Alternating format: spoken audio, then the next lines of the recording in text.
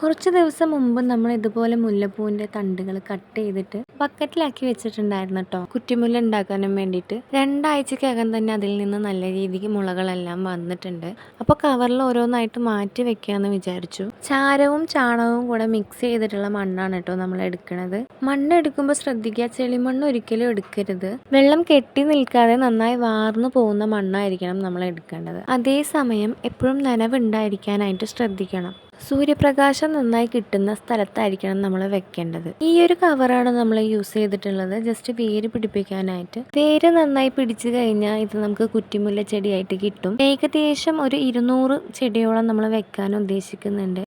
ഇതിലിപ്പോൾ വേരൊന്നും വന്നിട്ടില്ല, പക്ഷേ മുളകൾ വന്നിട്ടുണ്ട്. ഇത് നമ്മൾ ഓരോന്നായിട്ടാണ് ഒരു കവറിൽ ഒരെണ്ണം, ഒരു ചെടി അങ്ങനെയാണ് വെക്കുന്നത്. നന്നായി സൂര്യപ്രകാശം കിട്ടുന്ന സ്ഥലത്തേക്ക് നമ്മളിത് മാറ്റി വെക്കുന്നുണ്ട്. ഏകദേശം ഈ ഒരു വലുപ്പത്തിലാണ് മുട്ടുകൾ ഉണ്ടാവുന്നത്. പുതുമഴയൊക്കെ വന്നു കഴിഞ്ഞാൽ നിറച്ച് മുട്ടുകളായിരിക്കും. ഇപ്പോൾ ഓഫ് സീസൺ ആയതുകൊണ്ട് അത്രയ്ക്ക് മുട്ടുകളില്ല. വേര് പിടിച്ചു കഴിഞ്ഞാൽ നമുക്കിത് കുറ്റിമുല്ലകളായിട്ടും വിൽക്കാനായിട്ട് പറ്റും. ഒരു ചെടി 50 രൂപ നിരക്കിൽ നമുക്ക് കൊടുക്കാം കേട്ടോ. ഇനിയിപ്പോൾ അതല്ല, കൃഷിയാണെങ്കിൽ തന്നെ സീസൺ ടൈമിൽ 1 കിലോയ്ക്ക് 3000-4000 വരെ കിട്ടും. ഓഫ് സീസൺ ആണെങ്കിലും കുറഞ്ഞത് 500 മുതൽ 1000 രൂപ വരെ ഉണ്ടാക്കാനായിട്ട് സാധിക്കും. വീട്ടമ്മമാർക്ക് വീട്ടിലിരുന്നുകൊണ്ട് തന്നെ ചെയ്യാൻ പറ്റിയ നല്ലൊരു സംഭവമാണിത്. അപ്പോൾ ഇന്നൊരു വീഡിയോയിൽ കാണാം. ബൈ.